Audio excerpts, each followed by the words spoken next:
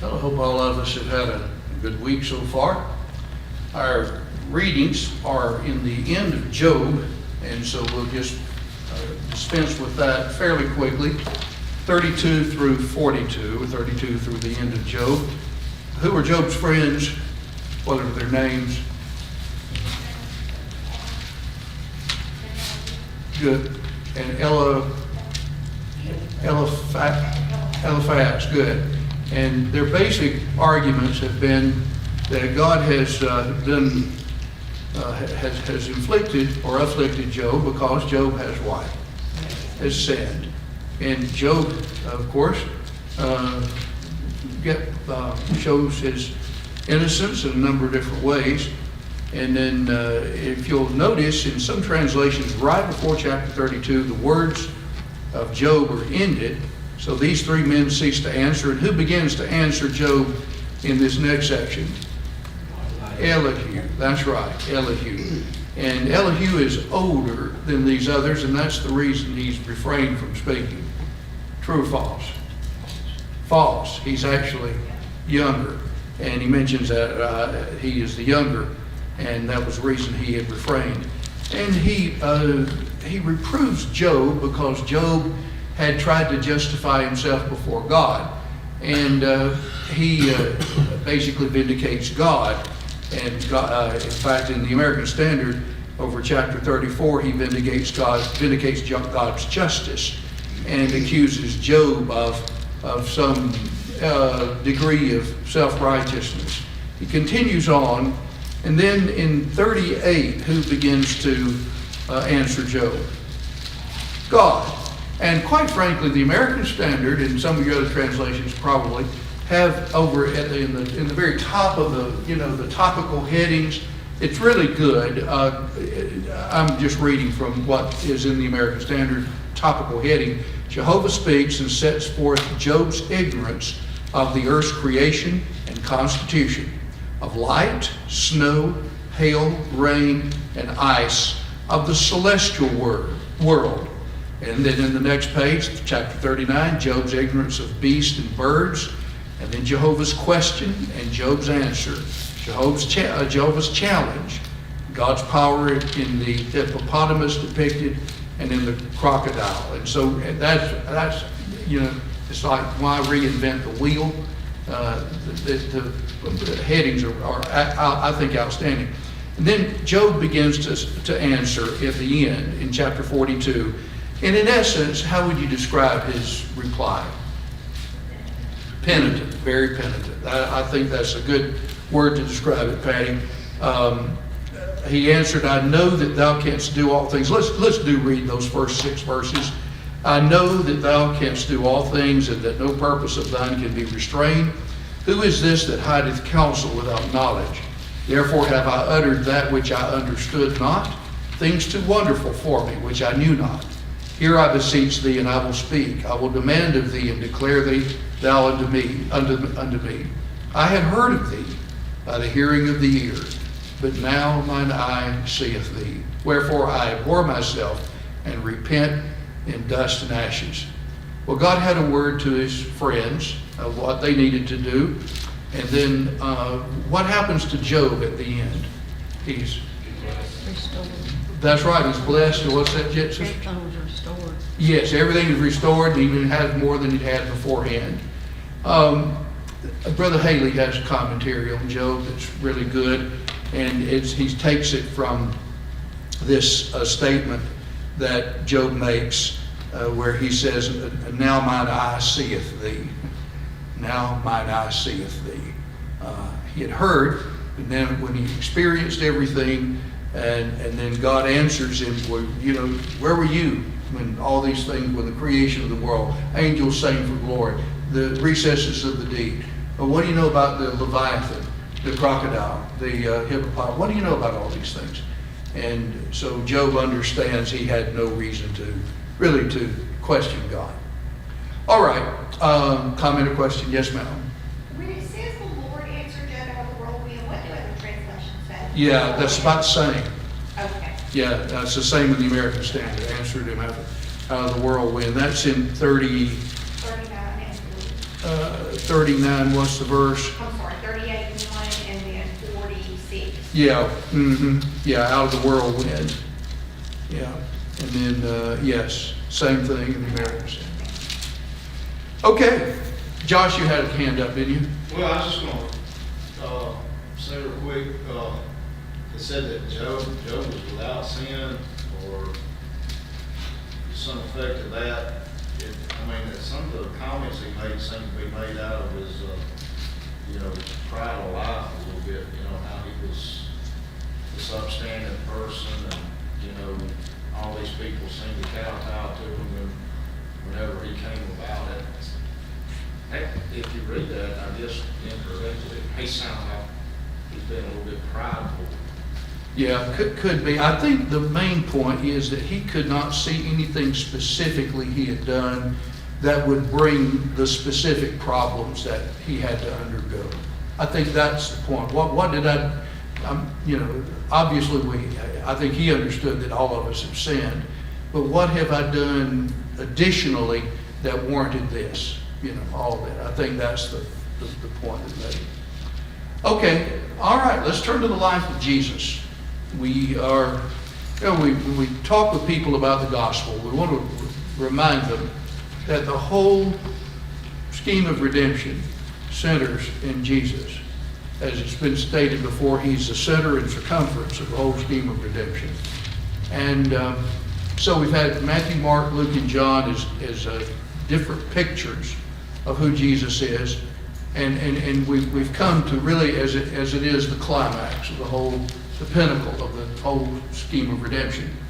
And the 3.5 years he's been preaching, all of it has been pointing really to the time that we're talking about now. And that is, in fact, in John 13, he even talks about when Judas leaves their partaking of the Passover. Now is the Son of Man glorified. I'm looking at 13:31. And God is glorified in him, that's in Christ. And God shall glorify him in himself, and straightway shall he glorify him. The time was so close. Whereas there are paragraphs and paragraphs that we're still studying, but the time element is a Thursday night. All of the events that are going to precipitate his crucifixion are just, they're pending right now. And so let's go back where we are. And last week, we're not going to review all of this. I think all of us know it. Tuesday, we've had the day of conflict, the debates that are going on that really intensified the heat between Jesus and his enemies. No record. And then the last day, we start with the preparations for what? The Passover. That's right. And what two apostles were sent into town? They said, when Jesus said, when you go in, you'll find a fellow who's bearing a pitcher of water. You follow him. What two disciples were they? Peter and John. That's right. So they go in just as Jesus said. And so here we are on Tuesday, and then here Jesus predicts his own death. Judas bargains with the Jewish rulers to betray Jesus. We talked about those passages, and we looked at them in some significance. And then Thursday, the last day with the disciples, the Passover preparations are made sometime on Thursday. And at some point before eating the Passover, strife develops among the apostles, which leads to Jesus washing their feet. And that's really where we were Sunday morning. It's Thursday evening after sundown in the upper room. And so we finished, let me open up my own, let's see, what page is it? It's, let's see, number 91, thank you. I went right to it. We ended at the end on page 91, reading through all of this that dealt with the washing of the disciples' feet. What caused Jesus to do that? What was the problem among the disciples? They was arguing who's greatest. Arguing over who's greatest, exactly. Nobody was willing to do for the other, wash their dirty feet. And so Jesus, during the supper now, during the supper, he removes some of his own garment, takes a towel, girds himself, water in a basin, and begins to wash the disciples' feet. Comes to Peter, and Peter says, no way, you're not going to do that. Why would you want to do that? And Jesus said, if you don't allow me to do this, you have no part with me. Oh, well, if that's the case, wash what? Hands, feet, everything. Hands, yeah, head, everything. And Jesus said, well, you know, you're clean. All of you are clean except for your feet, but not all of you. And he spoke of Judas. And then he gave lessons 1 through 11 of chapter 13. And then in 12 through 20, he gives the reason behind it. And the purpose was not to establish some church ordinance, because had people been washing feet for years before this? Yes. Yeah, Jesus was not instituting anything. He simply was doing this to show an object lesson of humility. And he makes that point in verse 16. Verily I say unto you, a servant is not greater. I'm sorry, verse 15. For I have given you an example, that you also should do as I have done to you. Verily, verily, I say to you, a servant is not greater than his Lord, neither one that is sent greater than he that sent him. And so I'm sending you, and we answered all those questions. Now, it's interesting. In John's account, it might be wise for us just to stay in John for right now.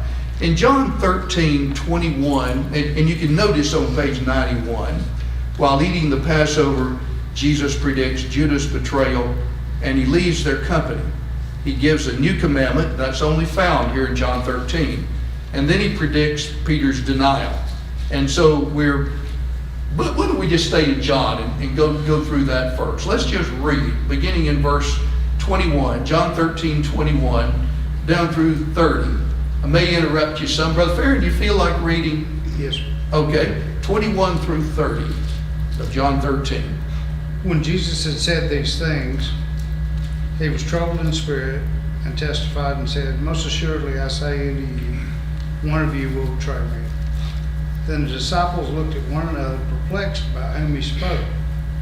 Now there was leaning on Jesus' bosom one of his disciples whom Jesus loved.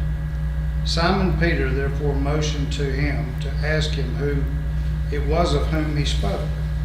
Then leaning back on Jesus' breast, he said to him, Lord, who is it? Jesus answered, it is he to whom I shall give a piece of bread when I have dipped it. And having dipped the bread, he gave it to Judas Iscariot, the son of Simon. Now after the piece of bread, Satan entered him. Then Jesus said to him, what you do quickly. But no one at the table knew for what reason he said this to him. For some thought, because Judas had the money box, that Jesus had said to him, buy those things we need for the feast, or that he should give something to the poor. Having received the piece of bread, he then went out immediately, and it was night. All right. Remember, what are they partaking of at this point? The Passover. And so it's the strife evidently was going on before the Passover, and then they're eating the Passover, and during the Passover, Jesus washes their feet, and then still during the Passover, he makes this prediction that one of you will betray me.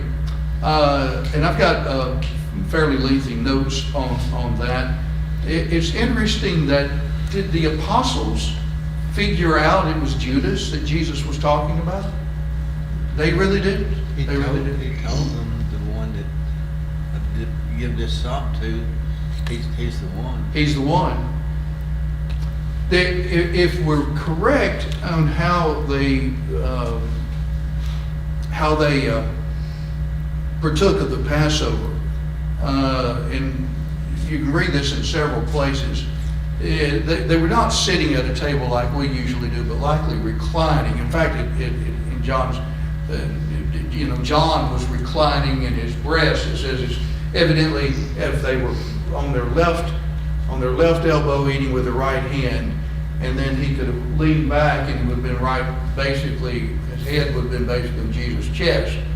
that they were around a table, and it was low to the ground, and some believed it was like an inverted U, and here they would be all around, and there would be as 13 men. There would likely have been 3, 4, maybe even 5 bowls that had the dates and raisins and all of the things in which the bread, the sop would be put, and that the host would divide it and give to various ones close by. If that's the case, again, we're just assuming several things here, but if that's the case, and everybody's pretty agreed on that being how it was done, then Jesus likely narrows it down from the 12 to just 3 or 4 around him. And then others are taking, a sop out of the bowl. And whatever the case was, do they figure out it's Judas? They really don't. Now, there could be also an emotional bend on it. They're how in the world could one among us do something like that? And then they started asking, Lord, is it I? Is it? And all of them said, until they got to Judas. And he said, not Lord, but Matthew's account says, Rabbi, is it I? And so, and then Jesus, if you put those accounts together, Matthew's account, Mark and Luke with John, then, as we just said, he it is to whom I give the sop. But likely Jesus had been giving the sop to others as well. And but it included Judas for sure. Whatever the case was, they did not know who it was, even though Jesus identified Judas. And the very fact that Judas heard Jesus say this, and then Judas gave him the sop, indicated to Judas, Jesus knows what I'm doing. He knows everything I'm up to. Would there be visible signs of anxiety coming from Judas at this point, you would think? I think he was pretty wily. That'd be obvious to everybody in the room something's going on? I don't think so. I think he was, in fact, his very question, is it I, Rabbi? He's joining in with them, questioning, could it be me? He was, I was reading Bowles, H. Leo Bowles back again over some of the stuff, and Bowles had talked about him being a wretch, a derelict wretch that he was, and the despicable nature in which he was trying to hide himself even to the end. And Jesus is basically treating him, giving him, and like he would everybody else, the same treatment. So People that are narcissists, I seen this, I witnessed this, had trouble with it the other day. People who are extreme narcissists, they can hide that stuff fairly, make themselves look like the victim and blame other people. Yeah. Do it with, without any kind of anxiety or any kind of concern. yeah, I yes. Let's turn over and read the other passages that deal with it. Matthew 26. You'll notice in our notes here, 20 through 25, then 31 through 35. The reason we skip 26 through 30 is because that's when Jesus institutes what? The Lord's Supper. Well, let's read these passages. Randy, if you would, Matthew 26, 20 through 25. Now, when it had come, he was reclining at the table with the 12 disciples. And as they were eating, he said, truly I say to you, that one of you will betray me. And being deeply grieved, that each one began to say to him, surely not I, Lord. And he answered and said, he who dipped his hand with me in the bowl is the one who will betray me. The Son of Man is to go just as is written of him, but woe to that man through whom the Son of Man is betrayed. It would have been good for that man if he had not been born. And Judas, who was betraying him, answered and said, surely it is not I, but I. He said to him, you have said it yourself. Okay, now, thank you, Randy. I don't know if you see my Bible, not that it matters, but in verse 22, is it I, Lord? And the distinction down in verse 25 that Judas does not call the Lord, Jesus his Lord. He just calls him his rabbi, just another name for a teacher. Yeah, you teacher, is it I? All right, now let's pick up in the reading in 31. Sister Janet, if you would, 31 through 35. And we'll go on now. We've had first the prediction of the betrayal, and now the prediction of Peter's denial. Okay, 31 through 35. Then Jesus said to them, all of you will be made to stumble because of me this night, for it is written, I will strike the shepherd, and the sheep of the flock will be scattered. But after I've been raised, I will go before you to Galilee. Peter answered and said to him, even if all are made to stumble because of you, I will never be made to stumble. And Jesus said to him, assuredly I say to you that this night before the rooster crows, you will deny me 3 times. Peter said to him, even if I have to die with you, I will not deny you. And so said all the disciples. Okay, all of them said the same thing. Let's go back to John now. We'll skip Mark and Luke for the time being. Let's go to John's account. Brother Gene, if you would, pick up the reading in verse 31 through the end of the chapter. All right, now we've had the announcement of Judas' betrayal. Jesus gives him the sop, and he goes out. Now, 31 through 35 are not recorded anywhere else in Matthew, Mark, or Luke.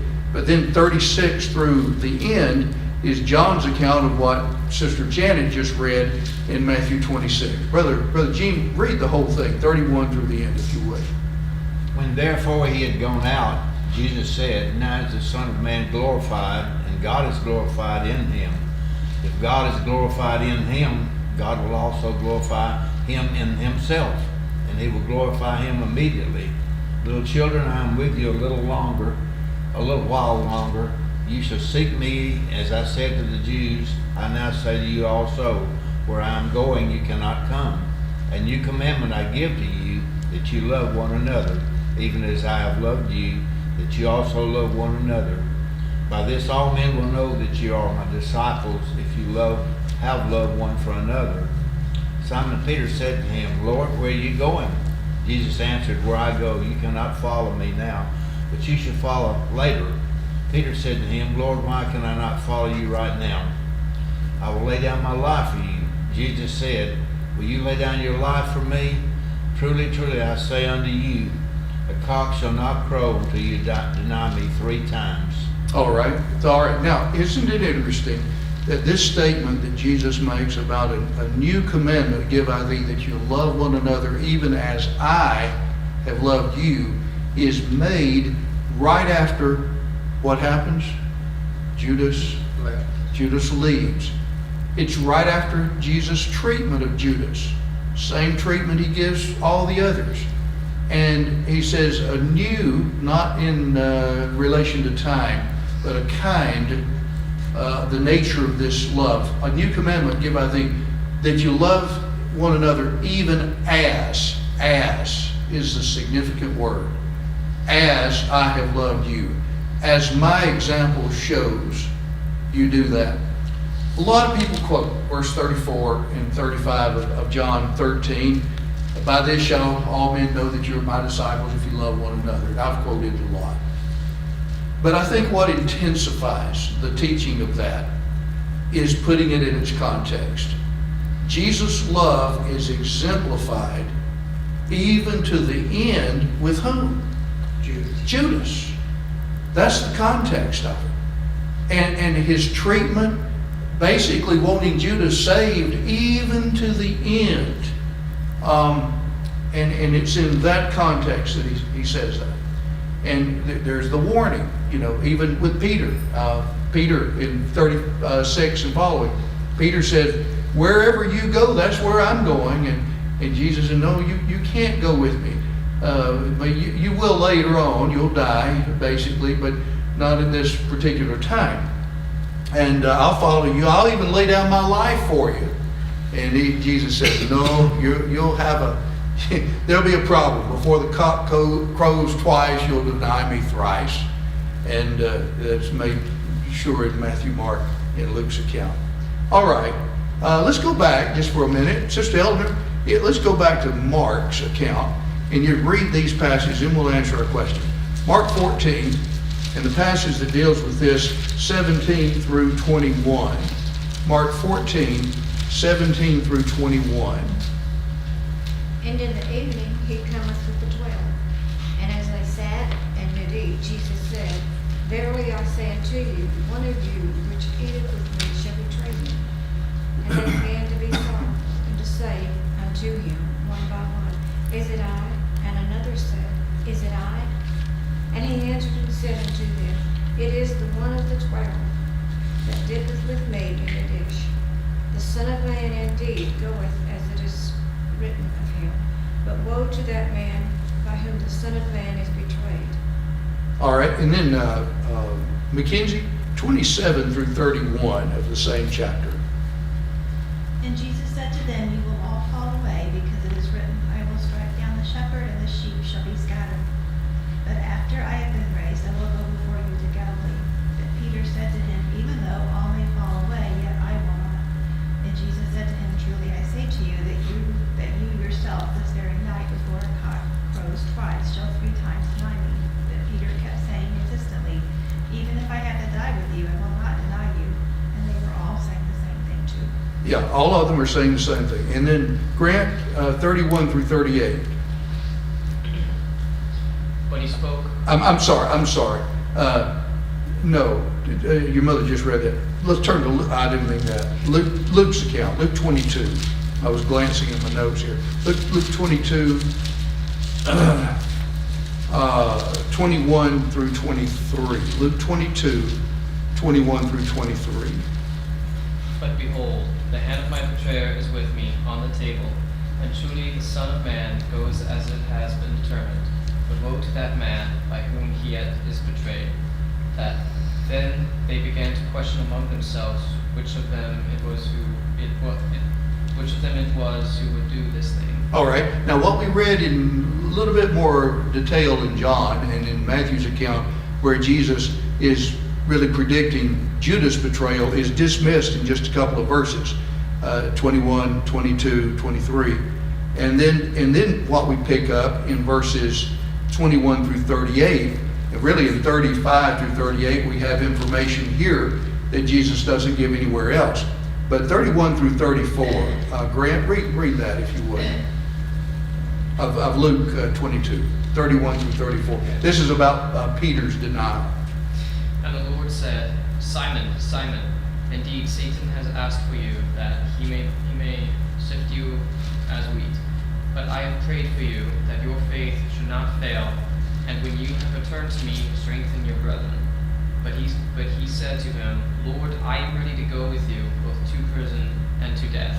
Then he said, I tell you, Peter, the rooster shall not crow this day before you will deny 3 times that you know me. All right, I didn't put in a chart form all these passages compared by Robertson, but if based on what we've read, you can tell there's just a lot being said by the apostles, especially here Peter. If everyone denies you, I won't deny you. I'll even die for you. And I'm ready. Here in Luke's account, he says, I'm ready to go to prison for you. I'm ready to die for you. He said, no, can't you just see on their own and on? No, it's not. I'm not going to be that. I'm not among that number. Lord, I would never do that. Now, in 35 through 38 of Luke 22, we find information here that we don't have in Matthew, Mark, or John. And really what we were doing is he's catapulting over into the Great Commission. Ideas and warnings. Here Peter has said, I'm going, and Jesus is warning now, there's going to be some difficulties when you go out on the Great Commission. Angela, if you would, 35 through 38 of Luke 22. And he said to them, when I sent you out with a purse and bag and sandals, you did not lack anything, did you? And they said, no, nothing. And he said to them, but now let him who has a purse take it along, likewise also a bag. And let him who has no sword sell his robe and buy one. For I tell you that this which is written must be fulfilled in me. And he was numbered with transgressors, but that which refers to me has its fulfillment. And they said, Lord, look, here are 2 swords. And he said to them, it is enough. All right, so again, I don't have that repeated in other passages. Now, we've got a lot of notes on that, but let's answer some of our questions first on page 91. All right, under 3A, Jesus' prediction of Judas' betrayal in the passage we have there listed. On what day was this evening? The first day of what? Unleavened bread, or known as the Passover, right. What startling statement did Jesus make at this time? One of you will betray me. What did the apostles immediately do? Denied it and said, is it I, Lord? Read now John's account we have. While Jesus' statement about his betrayal was made where likely all could hear, he spoke in such a way that for all practical purposes, no one knew who the betrayer was except Judas and Jesus. I think that's true. I think it's obvious that he gave it to Judas, but likely he was giving it to others also. And they just did not see the connection. And I mentioned in the note, what was that? If he had openly said who it was, the others probably wouldn't have let him leave. I think that's right. Especially having 2 swords there. And then there's the case that I think you're right. And then there's the case that they might not have known it's going to be tonight. It might be, well, maybe way down in the distance somebody might betray you, but right now, And Jesus said, what you going to do it quickly. do it quickly. That's right. And Judas goes out. Yeah, go ahead, Charlie. And it's like, they're at a feast. These come together for Yeah. a feast. And the first speech he tells them, one of these is going to betray. Yeah, And so then they all got to wonder, who is it going to be? yeah. And then Peter said, I'm not going to do it. God said, you're going to deny me. Uh-huh. And I'll die first. I'll go to prison. That was a big night for that whole bunch right there. Oh, yeah. I think it's just a matter that they just could not, it was like the state of denial. There's no way that any of us would be a party to any of that. They were just hoping it wasn't them. Yes. I had 2 fairly lengthy notes there. It's helpful to visualize the scene. Most understand that when the Passover was observed by as many as 13, they would have gathered around tables forming an inverted U. The table would be low in comparison to ours. Rather than sitting, each would have been lying on his left side, eating with his right hand, except for Charlie. He was left-handed, with his head toward the table, which explains John 13:23. And then Matthew's account says they were reclining at the feast. 3 or 4 bowls containing a mixture of bitter herbs, vinegar, salt, likely dates, figs, and raisins, representing the fruits of the land, would be the sauce into which bread would be dipped. If such describes the event, then Jesus narrows the circle of the betrayer down to 4 or 5. Jesus, being the host, extends an honor to Judas by dipping the bread into the sauce and handing it to him. He likely handed it to others around him also. It's ironic that Judas is ready to betray the very one who feeds him. In recent months, Jesus had said much concerning his impending death. Now he narrows the cause of his death to a betrayer among the 12. For us, it seems impossible that the apostles would not know who and what Jesus was discussing. However, keep in mind that Jesus has also said he would be the king in his kingdom. Therefore, his teaching concerning his own death at the hands of religious leaders was hard to square with how they thought he must accomplish other matters, such as establish his kingdom. In addition, the fact that one among the 12 would betray Jesus to his enemies was unthinkable. We could say that they were in a state of denial. None of it seemed to make sense to the apostles, plus they did not want to believe it. I think that's a big thing there, when you don't want to believe something. By this prediction, Jesus indicates his foreknowledge, another mark that in time to come would increase faith in hearers and readers as to his messiahship. All right, note the difference between how the apostles addressed Jesus except Judas. They said, Lord, or he said what? Lord versus Rabbi. Next page, Matthew 26 indicates Jesus fully knew Judas' plans. What is significant, though, about Jesus' treatment of Judas, keeping in mind the apostles' ignorance of his plans and his former bargain, he treats Judas how? The same way he treated everybody else. Jesus knows Judas' plans, and Judas must have understood the same. Jesus read his mind. However, Jesus' treatment of Judas was such that no other apostle understood what he meant when he told Judas, what you were about to do quickly. Some thought Jesus was instructing him to buy something for the feast or to give something to the poor. After receiving the sop or the piece of bread, Judas immediately left, and John records it was night, corresponding to his spiritual condition. Jesus gives a new commandment, predicts Peter's denial, and warns all the apostles against desertion in this next section. First, read John 13. We did. Judas' departure begins the progress of Jesus' suffering and ultimate glorification. Seems evident when Jesus said, now the Son of Man is glorified, and God is glorified in him, that is in Christ. Quoted McGarvey, having just condemned the false pride and glory of men by washing their feet, Jesus rejoices that the true glory of God is about to be immediately manifested in himself, the glory of humility, charity, service, self-sacrifice, which was realized to the utmost in the person of Jesus. Jesus gave the apostles a what? A new commandment, that they would what? Love one another, and then the key word, as he had loved them. By such depth of love each had for others, all would know they were his disciples. Yes. And I mentioned in the note, Moses taught to love people. Love one another is not a new commandment. In fact, when Jesus was asked which is the greatest commandment, he said, love the Lord your God with all your heart and your neighbor as yourself. Those are two commandments that are in the Old Testament. Deuteronomy 6, Leviticus 19. But the key on this is, he said, you love one another as I have loved you. And this sacrificial, and I explained that in the note. Jesus referred to that earlier, as would Paul. And he even expanded the idea to loving one's enemies in Matthew 5.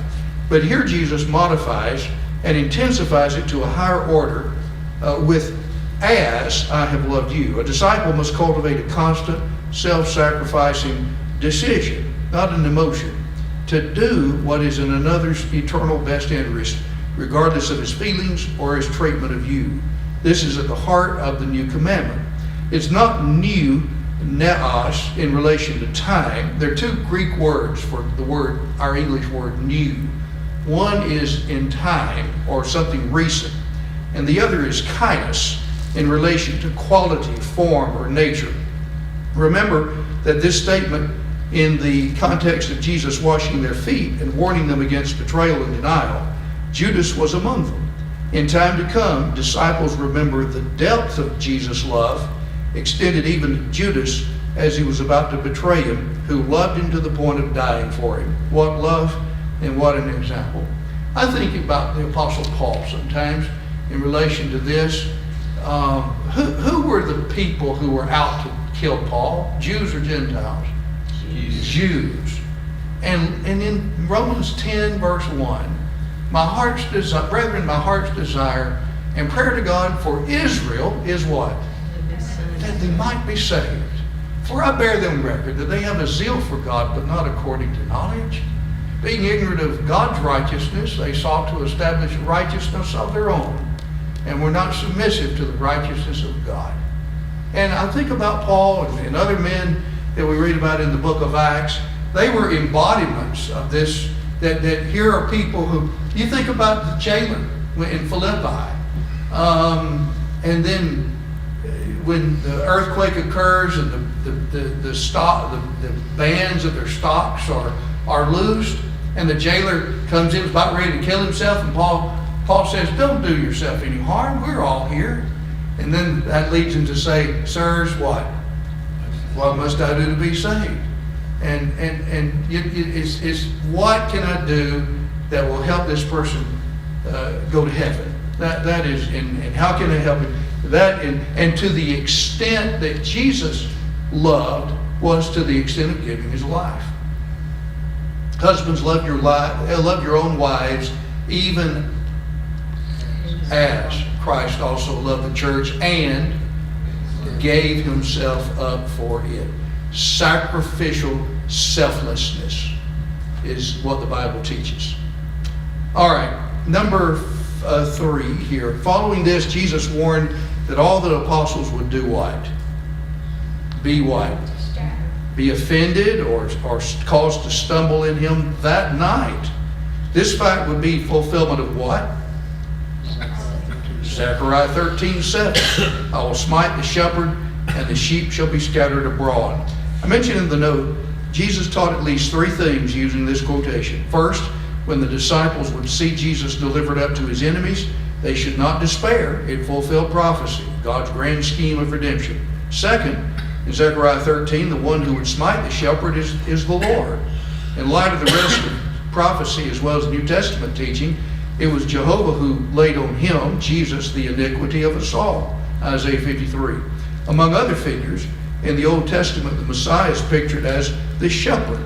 Third, the sheep of the flock shall be scattered abroad, predicted their own desertion. This occurred just as Jesus said. We'll see that just a little later in Matthew's account.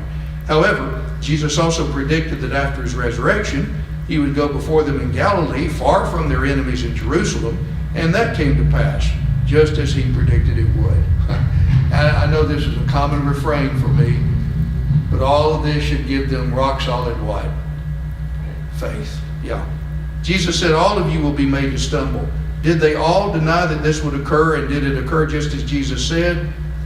Yes. Next, Peter asked Jesus where he was going. Now we go back to John's account. How did Jesus answer, and what was Peter's response? Well, where I'm going, you can't follow me. And Peter's response was, I will, and I'll even lay down my life for you. Yes. All right, in the note on the next page, Peter was grieved over his separation that was to come and boasted that he was willing to die. However, it was not a part of God's will Peter died at that time. He would follow Jesus in death later. One more, and then it's 9 till. Let's do this next one. We'll go through the note and stop. Jesus made an astounding statement relative to all the apostles about the spirit world that only deity could know and which should have arrested Peter's attention. What was that? Jesus said, and this is only in Luke's account, Satan has asked to sift you as wheat, but I have prayed, I've made supplication for you. And then he says, after you've been converted, strengthen the brethren. Yeah. I mentioned here in the note, first Jesus called Peter Simon. Simon, double use of the name, likely for concern, not Peter, but Simon, Simon. Peter was not the rock solid person that he thought he was, at least not at this time. In light of this, we need to remember 1 Corinthians 10:12 applies to all of us. All of us in this room can quote that. We're not to think, verse 12, let him that thinks he stands take heed lest he fall. Second, much goes on in the spirit world of which we are unaware on earth. In addition to struggles within our own hearts and outward forces we face, there are spirit beings in the spirit world against whom we wrestle. A passage in Ephesians 6, we wrestle not against flesh and blood, but against spiritual host of wickedness in the heavenly places. If there's joy among angels in heaven over one sinner who repents, there must also be disdain for us among the spiritual host of wickedness in heavenly places who want our spiritual destruction, as did Satan with Job and Peter. That understanding should encourage us to think, talk, and do right at all times. We should never get the idea, guys, that we are by ourselves at some point. There are others who are watching. God is. Christ. Evidently, I don't know how they are communicated these ideas, but the angels in heaven rejoice over one sinner who repents and over 99 that need no repentance. When you think about the spirit world observes what's going on, and there are some who'd like your demise. They'd like to see you destroyed like they did Peter. That ought to help us. Third, Satan has to have you, that's plural, or ye, in essence you all, referring to all the apostles, that he might sift you all as wheat. This refers to the repeated, swift, and violent shaking of the wheat in a sieve. Someone grasps a sieve in both hands, begins to shake it vigorously from side to side so that the chaff will rise to the surface. This is then thrown away. Next, she puts that sieve through a teeter-totter motion, raising now this and then that side and blowing over it so that what still remains of the chaff gathers in an easily removable pile. The purpose is to save the wheat, now separated from the chaff and other unwanted materials. The disciples too will be subjected to a severe trial this very night and afterward in their lives, Hendrickson said. While Jesus included all the apostles in the warning, he then singled out Peter when he said, "But I made supplication for thee, that thy faith fail not." So he warned all of them, but then he comes back to Peter. Certainly Jesus prayed for all the apostles that night, but here he states that he had already prayed for Peter. This may have been due to Peter's headstrong attitude as being recognized leader among the apostles. Whatever the case, Satan uses trials for our destruction. God allows them for our maturation. Fourth, the last point here. Jesus said that he had prayed not that Peter's trials be removed, but that his faith not fail, and that he should afterwards strengthen his brethren. Peter felt badly in his denials during Jesus' trial, which produced additional obstacles to overcome, such as shame, likely a disposition to quit. However, in the end, his faith prevailed. As Jesus had prayed, Peter turned, continued his preaching, his apostolic duties, becomes an elder in the church, wrote 2 epistles, all of which strengthened his brethren then and strengthen us today. Peter needed to make good use of a bad fall by using his own experience for others' benefit. Is that a lesson for us? Use our own difficulties for the good of others. Tell them, hey, this happened to me, and it'll help you if you don't go down this same route. That's written down this road. Jesus' prayer was answered positively. May God help us that this be our end. Let's stop there with number 7, end of 7. Pick up number 8, and then we'll finish on. There's a lot of material, guys, that we're covering right now. I've got a fairly lengthy note on some of it on the next page or 2. And then after that, we'll get into Jesus instituting the supper, the Lord's Supper, during this time. Comment or question before we stop? Yes, sir. Jesus didn't treat Judas any different because he wanted to give him every opportunity to change his mind. Yeah. But he said, go do what you got to do quickly when Satan entered him. He knew he wasn't going to change his mind. Yeah, you know, the free will of Judas is certainly there, and yet the love of God is extended. You've got all of that playing, and yet then you've got prophecy that this is what would happen. So God didn't make him do that. It's not Calvinism. He had no choice. God didn't make him, but God could know that things would happen before they happen, just like with the crucifixion of Christ. Right. Yeah, were you going to say something else? I have one other thing. Down on the note under 4 on the preceding page, where he said Jehovah smited Jesus. Yeah. I think he allowed him to be smitten. I don't think he actually did it himself. In the same tone that he raised up nations against Israel. Yeah. Yeah. He did it through others. Yeah. He would do it through others. Yeah. Okay. Thank you for your help.